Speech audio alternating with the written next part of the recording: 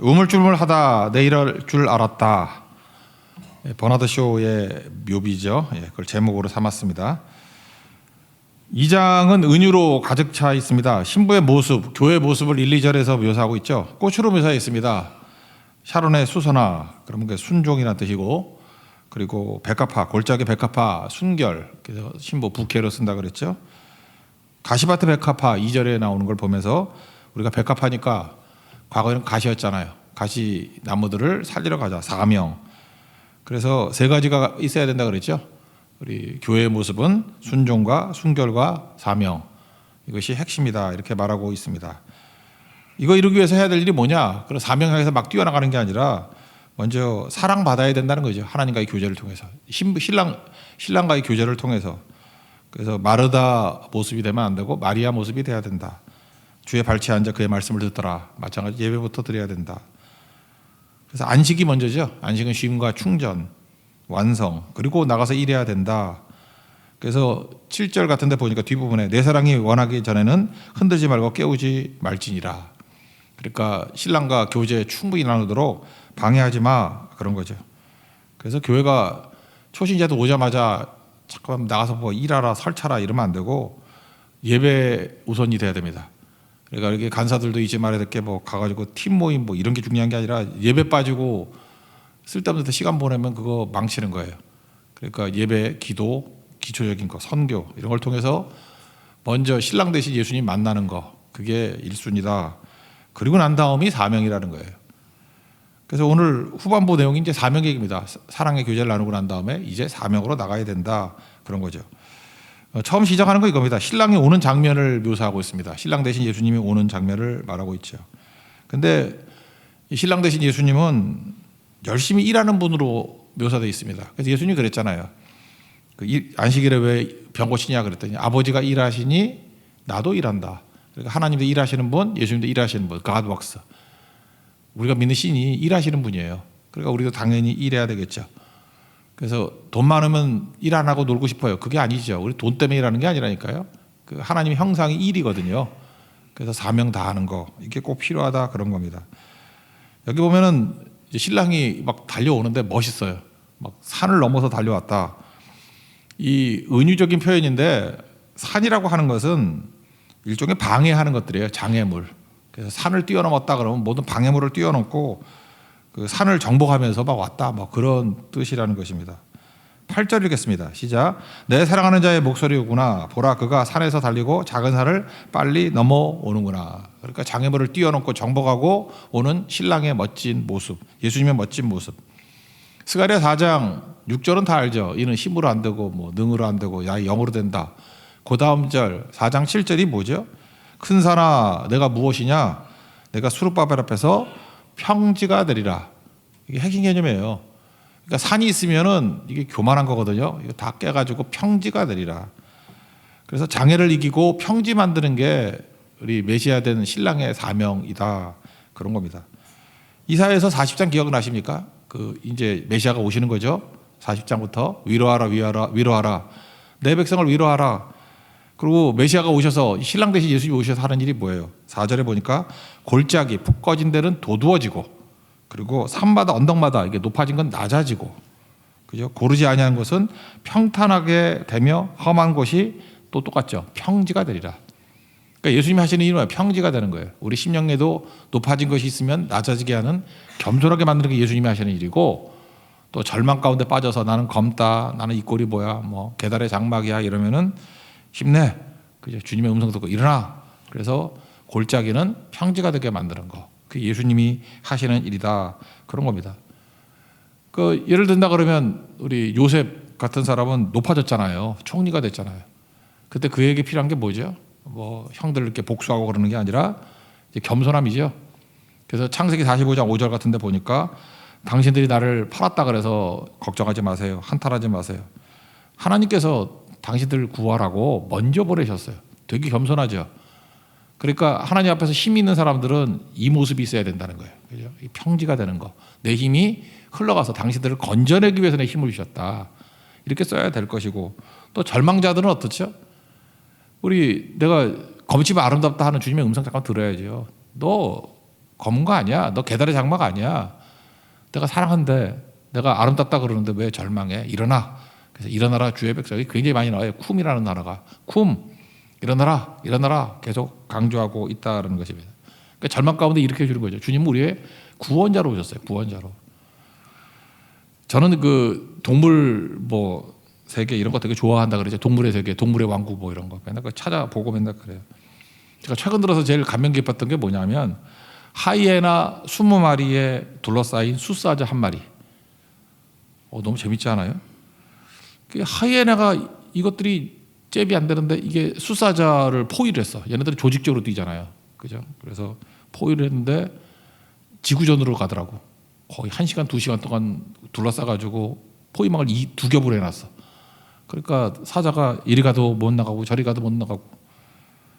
그러니까 당황하는 것 같더라고. 사자 평생에 이 꼴이 뭐야 이런 거 그죠? 자기가 이렇게 공격당하는 경험이 없잖아요. 그래서 그 참 인상이 내가 하나 찍어서 올리려고 하다가 아침부터 별로 도움이 안 될 것 같아서 슬픈 눈빛, 사자의 슬픈 눈빛, 절망의 눈빛. 와, 사자도 저런 눈빛이 있구나. 그래서 이제 죽는구나, 험하게 죽는구나 그런 눈빛이에요. 저도 안타깝더라고. 그런데 저 머리에서 한 줄기 빛과 같은 일이 벌어진 거예요. 친구 사자 한 마리가 소리를 지르면서 오는 거예요. 판도가 바뀌어버립니다.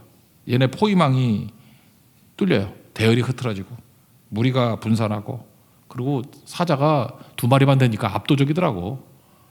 그리고 한 놈만 팬다 그런 것 같이 한 마리만 잡아가지고 목을 꽉 물고 놓질 않더라고.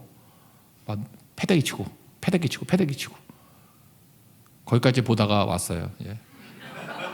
그래서 제가 느낌이 그거였어요. 예. 유다의 사자구나. 예수님이 유다의 사자. 그죠? 예수님이 오셨구나. 이따가 찬양할 거예요. 주 예수 나의 참 소망. 우리가 이렇게 우리도 사자인데 하이에나 같은 이 마귀 새끼들이 와가지고 이렇게 포위하고 혼자서는 안 되더라고. 근데 2마리니까 20마리 아무것도 아니에요. 그거. 이제 고립되면 안 됩니다. 그래서 혼자 믿겠다 이러면 안 되고 예수님이 계셔야죠. 이거예요. 그래서 신랑 대신 예수님이 오시는 거, 나를 구원하러 오는 사자, 그 이미지가 확 오더라고. 신랑이 오도다. 신부가 기다리고 있는 거예요. 멋있네. 산을 정복하고 평지 만들면서 오네. 그게 신랑의 모습이었다. 그런 겁니다. 두 번째 신랑이 와가지고 하는 일이 뭐냐면 연속되는 건데 이제 일어나 함께 가자 이렇게 얘기한다고요. 근데 사자 같은 이 용맹스러운 신랑인데 여자 눈치를 좀 보는 것 같아. 우리가 신랑 신부잖아요. 신부 눈치를 보는 것 같아. 그래서 놀랄까봐 신부는 노루 같아 또는 뭐 어린 사슴 같아 이렇게 막 두려움 떨잖아요. 그래가지고 창과 창살 틈에서 조용히 와가지고 엿보는 것 같은 느낌. 나 되게 귀여웠어 예수님이. 그죠? 뭐 그런 느낌이에요. 그거 한번 9절입니다. 9절 시작.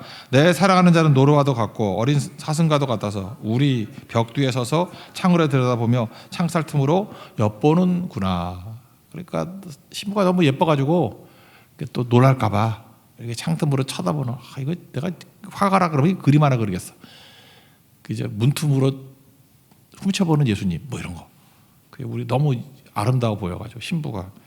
그러니까 예수님은 사자 같은 카리스마가 있지만 굉장히 부드러운 카리스마죠. 그죠? 이게 되게 좋은 거죠. 손석구가 그렇다며 세 보이는데 또 귀여운 맛도 있고. 죄송합니다. 예수님을 손석구에 비교하는 게. 어쨌든 간에 여자분들은 좀 감이 올 것 같아요. 그죠? 세 보이는데 또 되게 귀여운 맛도 있고 부드러운 맛도 있고. 그럼 최고라며. 예, 뭐 그런 거예요. 예수님이 그렇다는 거예요. 그죠? 예, 강한 분이시지만 우리를 막 다루지 아니하고 세심하게 다루시는 분이다. 그리고 10절부터 13절까지 내용이 뭐냐면 일어나 함께 가자 이렇게 권유한다는 거예요. 내 사랑 내 예쁜 자여 일어나 함께 가자. 겨울 험난한 시절도 끝났고 비 오는 때도 끝났고 꽃이 핀다. 지금이 절호의 타이밍이다. 언제가 때입니까? 주님이 부르실 때가 최적의 타이밍이에요. 내가 결정하는 거 아니에요. 주님이 부를 때가 최적의 타이밍이에요. 우리 잠깐 내 호흡을 맞추려고 그래. 나 준비 안 됐는데. 나 화장이 안 먹는데. 나 세수 안 했는데. 나 뭐 살 좀 빼고. 누가 그래? 있는 모습 그대로 뚱뚱한 대로 와. 세수 안 한 대로 와. 머리 안 감은 대로 와. 주님이 부를 때가 최적이라는 거예요. 일어나 함께 가자. 이게 쿰이거든. 쿰. 일어나 함께 가자. 10절부터 13절까지 읽겠습니다. 시작. 나의 사랑하는 자가 내게 말하 이르기를 나의 사랑 내 어여쁜 자야 일어나서 함께 가자. 겨울도 지났고 비도 그쳤고 지면에는 꽃이 피고 새가 노래할 때가 이르렀는데 비둘기의 소리가 우리 땅에 들리는구나. 무화과나무에는 푸른 열매가 익었고 포도나무는 꽃을 피워 향기를 토하는구나. 나의 사랑 나의 어여쁜 자야 일어나서 함께 가자. 그러니까 사명을 향해서 가자는 거예요. 그죠? 예수님이 우리에게 이제 사랑 많이 받았지? 무장했지? 이제 사명을 향해서 가자. 마치 제자들 부르는 거와 똑같죠. 일어나 가자. 그죠? 사람 낚으러 가자. 구원하러 가자. 그런 거예요. 모세도 마찬가지죠. 내가 중심이 되면 안 되죠. 모세는 자기가 하고 싶을 때 하려고 그랬잖아요. 40살에. 그때 지금 아니라 그러잖아요. 그래서 다 꺾여가지고 언제예요? 늙고 힘없고 아무것도 아닌 것 같이 보이는데 하나님이 부르실 때 80세 그때가 최적의 때라니까. 못한다 그러잖아요. 뭐 늙어서 말 못해서 뭐 약해서 누가 그래. 하나님 부르면 힘 주시죠. 그죠? 그러니까 여러분들 인생이 어떻게 살아야 되냐면은 내가 결정하는 게 아니에요. 그냥 신앙생활이라는 게 뭐냐면 하나님의 부르심 따라 가는 거예요. 어떤 때 약해 보이는데도 막 부르셔. 그래도 가는 거예요. 내가 가기 싫은데 막 몸도 아픈데 부르셔. 그럼 가는 거예요. 반대로 내가 너무 의욕이 넘쳐. 막 힘도 넘치고 막 하고 싶고 막 그래요. 근데 안 불러 주님이. 그럼 죽치고 있어야 돼. 그죠? 그럼 뭐 여기만 교회야 뭐 딴 교회 간다. 그렇게 헤매다가 내가 망한 사람 한둘 본 게 아니야.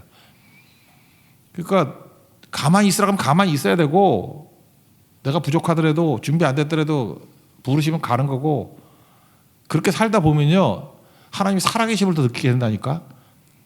오히려 내가 하겠다고 막 할 때 이게 억누르고 있을 때 굉장히 믿음의 성장이 있어요. 그리고 내가 약하고 늙고 뭐 돈도 없고 아무것도 없는데 부르셔. 순종했을 때 30배, 60배, 100배의 열매를 거두게 되는 걸 보면서 하나님은 살아계시는구나 이걸 느끼게 되고 그러니까 부르심이 최적의 때지 내가 원할 때가 아니라는 것입니다. 요즘에 이 시대가 한 3, 2년 가까이 세계화 시대였잖아요. 세계화 시대라는 게 뭐예요? 효율의 시대죠. 효율. efficiency. 효율은 뭐죠? 인풋과 아웃풋 그 비율을 높이는 거 아니에요. 그 비용 절감, 관세 낮춤, 인건비 싼데 전 세계가 다 열렸었잖아요. 그래서 주로 뭐 중국이나 뭐 베트남 이런 데 가서 싸고 인력 많고 뭐 이런 거. 그러니까 굉장히 많이 풍성하게 살았죠. 왜? 싼 값에. 그렇잖아요. 우리도 뭐 여행을 가도 되게 쌌잖아. 뭐 기억 안 나는데 뭐 베트남 갈 때 어떤 때는 뭐 9만 원에 가는 사람도 있더라고. 옛날에 세계화 시대 때. 일본 갈 때도 뭐 5만 원짜리 있었고 그러지 않았나? 제주도 갈 때도 15,000원짜리 안 왔네. 15,000원짜리. 예, 지난번 제주 선교 갈 때. 그러니까 효율의 시대였다고요. 근데 지금은 달라졌죠. 비효율의 시대. 저 이렇게 붙이고 싶지 않아요. 지금은 효과의 시대. 효과. effectiveness. effectiveness는 뭐죠? 결과가 나오는 거예요. 효율은 좀 떨어지더라도 결과가 나오는 거. 생명이나 관계는 효율이 아니에요. 결과가 나오는 효과지. 우리 자녀 키울 때 효율적으로 키워요? 똑똑한 애한테는 막 투자하고 멍청한 애한테는 넌 나가 죽어. 그러나? 안 그러잖아요. 오히려 다 제대로 클 수 있도록 좀 이렇게 떨어지고 그런 자녀들에게 더 투자하고 그러지 않나? 그러니까 효과죠. 살게 만들어주는 게 부모 마음이고 생명, 사랑하는 마음이죠. 그러니까 효과가 맞는 거죠. 그죠? 그런 거 아니에요? 예를 들어서 생명에 관한 거 최근에 제가 다니는 병원이 세브란스인데 염세 암센터에서 꿈에 암 치료기가 나왔대. 막 되게 자랑하더라고. 뭐 중입자 치료제 그래서 뭐 축구장만한 크기로 이렇게 뭘 돌린대. 그죠? 그럼 이게 분리가 돼가지고 중입자를 걸러내가지고 고친다. 그러더라고요. 그래서 뭐 농담으로 그러더라. 안심하고 암 걸리라고 다 고친다고. 하여튼 그 의사 재밌어. 그죠? 예. 자랑을 해도 그렇게 자랑하더라고. 근데 문제가 뭐냐 하면 한 번 치료하는데 치료비가 5,500만 원이야. 건강보험도 안 되고. 그렇다고 뭐 돈 많은 사람이 아무것도 문제가 안 되겠지만 서민들한테는 이거 힘들죠. 그죠? 그렇지 않아요? 힘들어도 만약에 이게 기회가 주어진다 그러면 생명이라고 하면 하지 안 하겠어? 이거는 efficiency 개념이 아니죠. effectiveness, 효과의 개념이라고. 신앙이 그래, 신앙이. 신앙이라는 거는 그래서 마리아가 향유 예수님께 갖다 부을 때 야 300데나리 되는 걸 왜 허비하냐? 그 가론 유다의 마음에는 효율이라는 개념이 들어가 있지만 생명과 관계, 사랑 이런 거에는 효율이 들어가는 게 아니에요. 효과예요. 근데 죽음을 예비하는 거라 그러잖아요. 십자가를 예비하는 거라고 갖다 붙는 거죠. 그래서 신앙생활은 효율로 하는 거 아니에요. 효과로 하는 거지. 효율로 하는 것들이 뭐예요? 산당 제사라고. 바로 예루살렘까지 가까운 예배들이. 효율로 하는 게 뭐예요? 요즘 같으면 뭐 비대면 예배 뭐 이런 거지. 바로 거기까지 멀리 가. 그냥 간편하게 그냥 유튜브로 보지 뭐 이런 식으로. 계속 그렇게 편리성, 쉬운 거. 그게 효율이죠, 효율.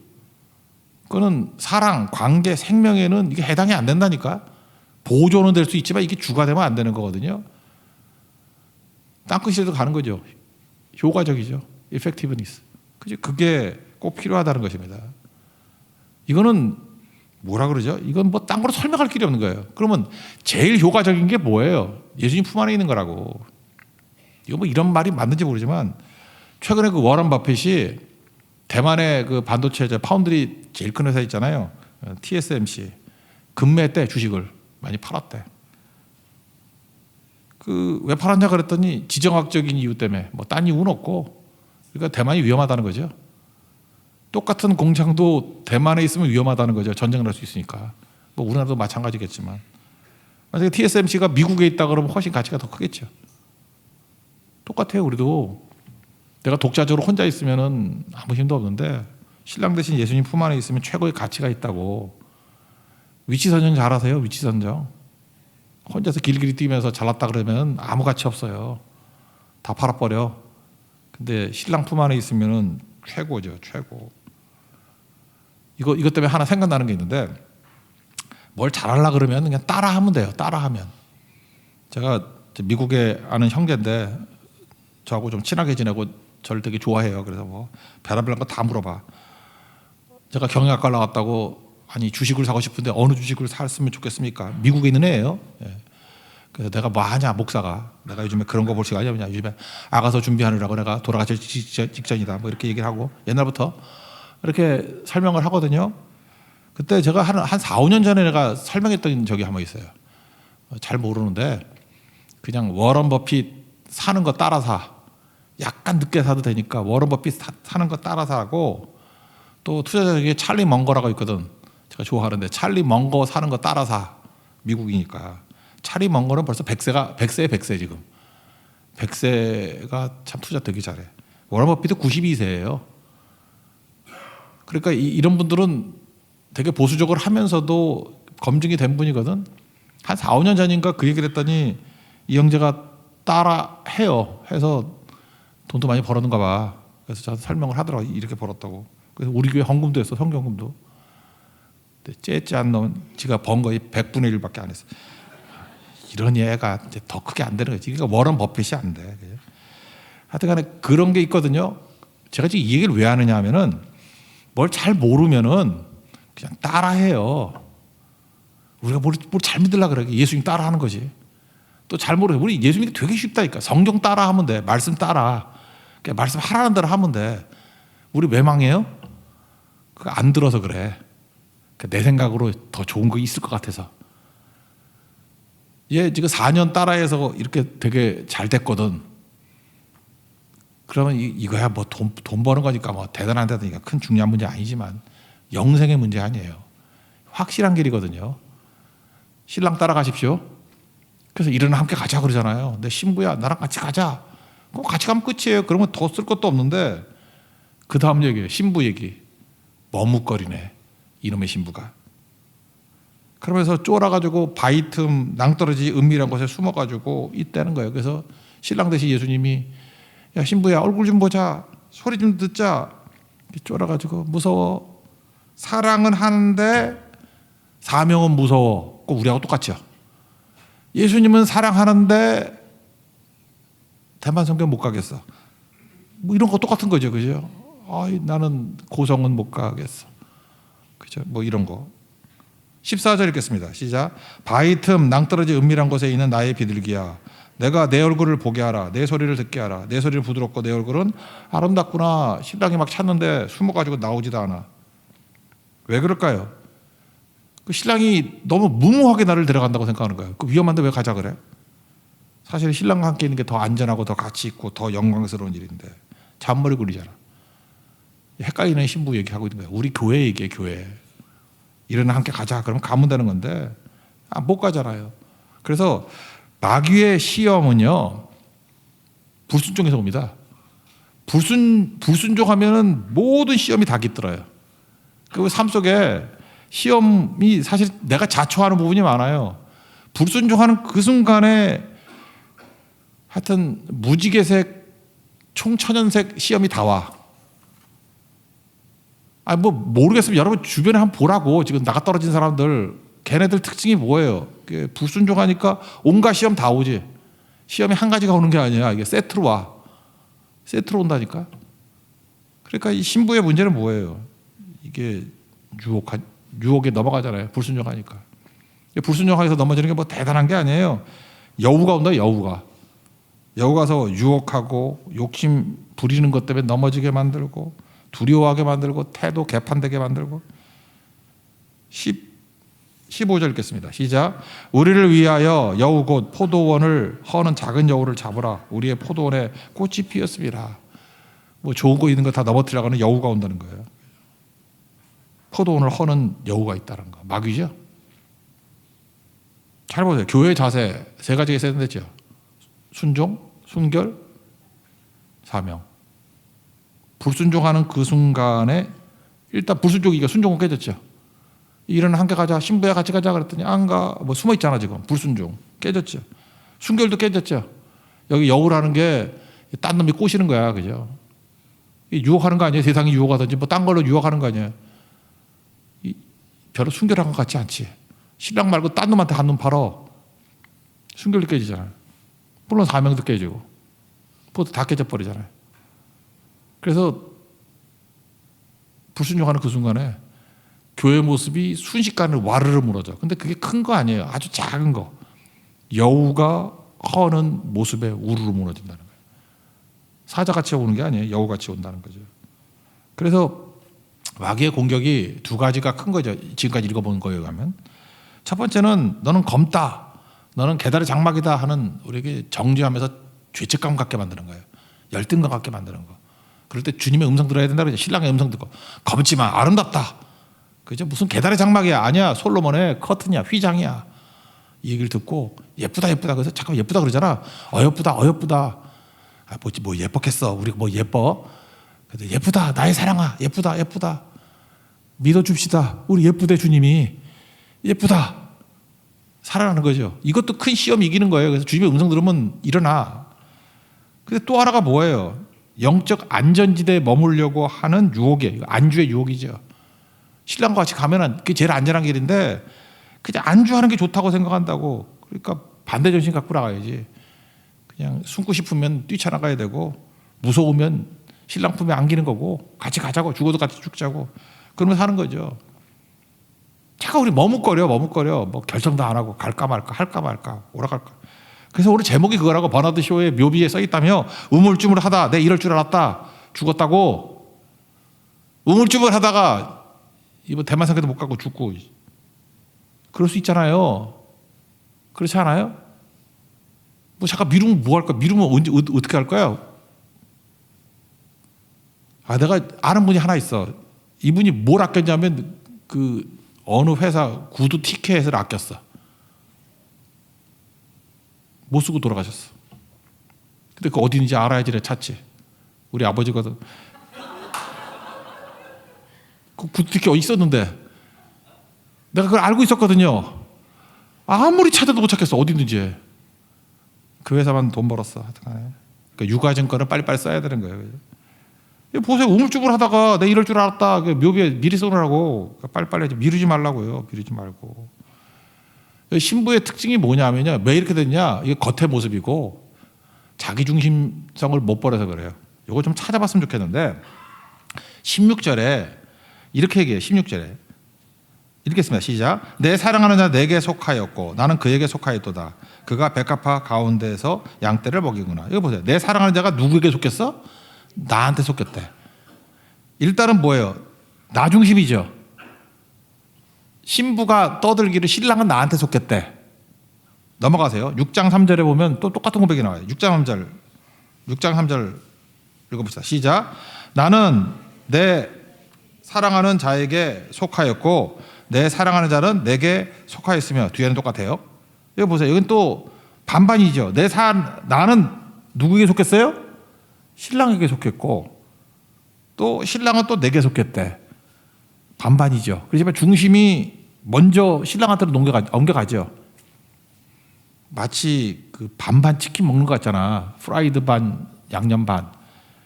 그러다가 이 신부가 정신 차려서 7장 10절 넘어가세요. 7장 10절.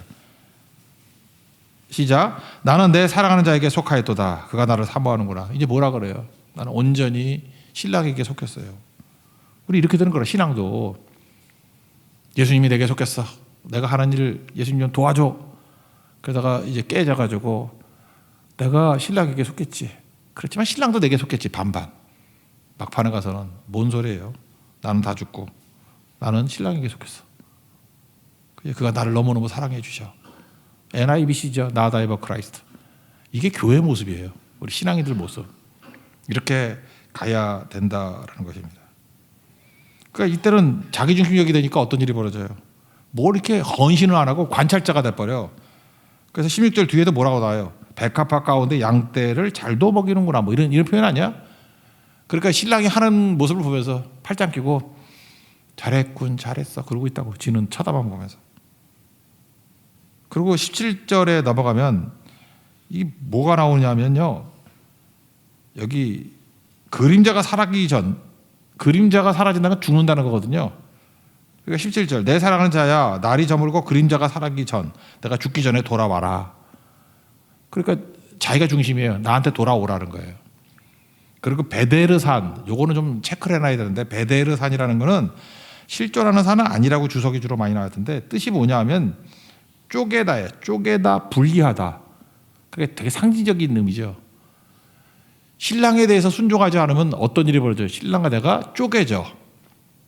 신랑과 내가 분리돼. 그러니까 베데르산을 경험하게 되는 거죠. 그러니까 절망이죠, 절망. 17절 다 같이 읽겠습니다. 시작. 내 사랑하는 자야, 날이 저물고 그림자가 사라지기 전에 돌아와서 베드레산의 노루와 어린 산이 같이 같을지라. 그러니까 결국 뭐예요? 신랑에게 순종하자고 따라가지 않으면 다 망한다, 이런 거죠. 여기서 이제 어정쩡하게 보지만 결론을 좀 맺는다 그러면, 인생은요, 밤도 유익해요. 지금 여기서 신부는 불순종의 밤이죠. 불순종으로 말미암아 겪게 되는 밤. 근데 순종해도 밤은 와요. 순종을 잘해서 오는 밤. 근데 불순종해서 오는 밤은 좀 아프고 좀 서럽죠. 성장은 있어. 성장은 있는데 시간도 오래 걸리고.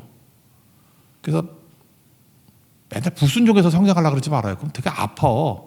흉터도 많고 머리 하도 맞아가지고 머리도 커져 있어. 대갈장군 같이. 좀 그만 터지고. 순종의 밤은 영광스럽고 낭만 있고 되게 멋있어. 별로 없지만 좀 멋있는 사람 되십시오. 밤이 중요하다는 건 그런 거예요. 요즘에는 농촌이 되게 발달된 거 알죠? 농촌에 가보면 글쎄 왜 농로 옆에도 가로등이 있어요? 그거 아세요? 여기 뭔 놈의 가로등이 필요해? 갔더니 뭐 가로등이 쫙 있고 되게 멋있어. 근데 옆에가 다 논이야. 논밭인데 가로등이 있어. 돈이 남아 도는가 봐. 근데 새로 갔더니 다 꺼져 있어. 가로등이 있는데. 이유가 뭔가? 여기 농사 지어보면 알죠? 불 켜놓으면은 식물이 안 자란대. 그래서 기껏해서 돈 들여놓고 다 꺼놨어. 식물이 안 자란다고. 되게 중요한 거죠. 우리 인생에도 필요한 게 뭐죠? 어둠이 필요하다고. 밤이 필요하다고. 언제 자라요? 마가복음 4장 27절 보니까 밤낮 자고 깨고 하는 중에 자란다, 이런 말씀이 나오죠. 신앙은 밤에 자라는 거예요. 참 묘해. 불순종의 밤에도 신앙은 자라요. 순종의 밤에는 정말 많이 자라요. 건강하게 자란다고. 혹시라도 지금 내 인생의 밤이라고 느끼시는 분도 있습니까? 참 고난도 많고 어렵고 좀 피폐하고 이렇게 아픈 데는 많고 약을 하루에 10알 이상 먹는 분들 인생의 밤이거든. 무지 잘할 거예요. 그죠? 깊어지고. 그리고 하나님이 쓰십니다. 이렇게 세워주신다는 거예요. 믿습니까? 인생의 밤, 특별히 순종의 밤이 되는 하나님의 능력의 종되기를 바랍니다. 쓰임 받으십시오. 그리고 여기는 한심한 신부 모습이 아니라 순종해서 신랑이 일어나 함께 가자. 그러면 예스 신랑 그러고 뛰어가는 우리 멋진 신부 크리스찬 되는 교회와 성도 되기를 축원합니다. 자리에서 일어나겠습니다. 우리 주 예수 나의 산소망 3절 찬양하겠습니다. 언약된 아침.